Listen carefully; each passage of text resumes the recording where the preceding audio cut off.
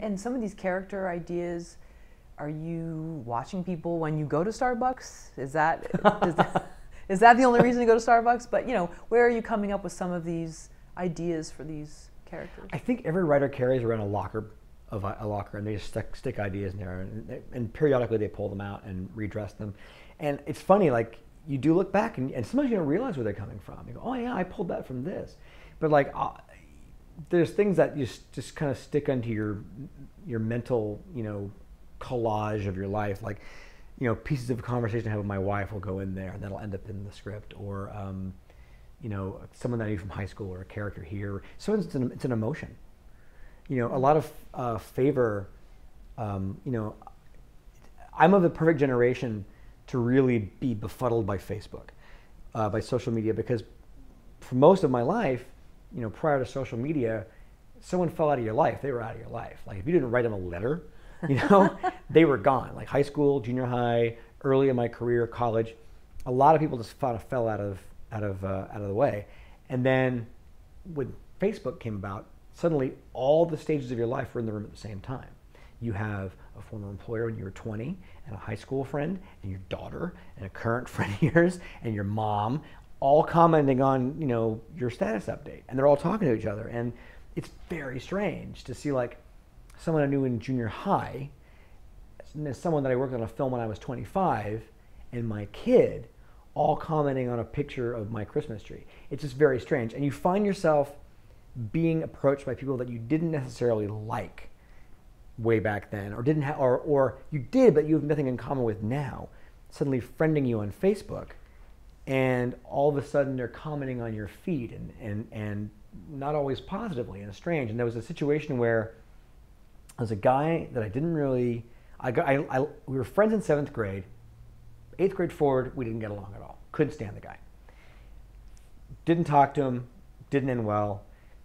Friends me on Facebook 20 years later, no hi, no hello, just I get it. I'm like, oh God, okay, well, I guess I felt obliged to accept it. I don't know why, I did.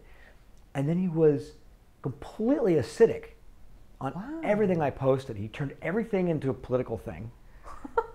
And, very right wing. And I'm left wing, but whatever. Like, we don't have to discuss politics on Facebook. It doesn't have to be, but he would turn everything into that.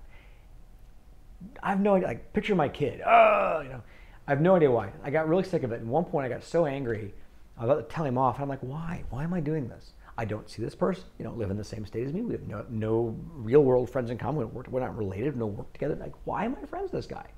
Because we were both at the same starting line when I was 11. So I defriended him.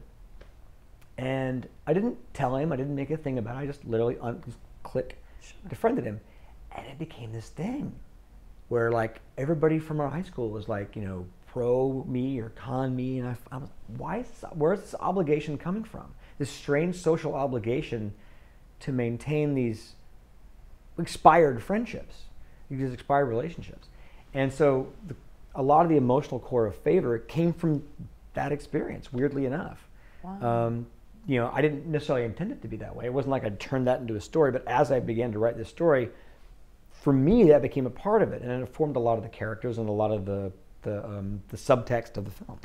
Interesting. Yeah, I've heard of other people going through that, where someone from their past will come out and they'll comment, and it's not necessarily, praising that person. Right. It's very odd. Yeah. Now, keep in mind, there are people that came out of my past that sure. Yeah. I haven't talked to, I haven't thought about in years, and they're great. Like, oh wow, they're totally cool. People that I should have nothing in common with, but we get along. We have this common interest, and I go see them, and it's great. But it doesn't mean just because you did know somebody back then doesn't mean you necessarily need to be friends with them now.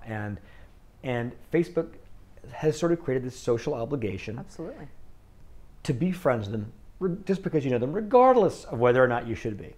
And that's sort of what I was responding to. Even though Facebook there's no social media, computer, anything in the movie, but that emotion of obligation is what I drew from when I was writing a lot of favor, if that makes sense. Yeah, interesting. Yeah. Wow.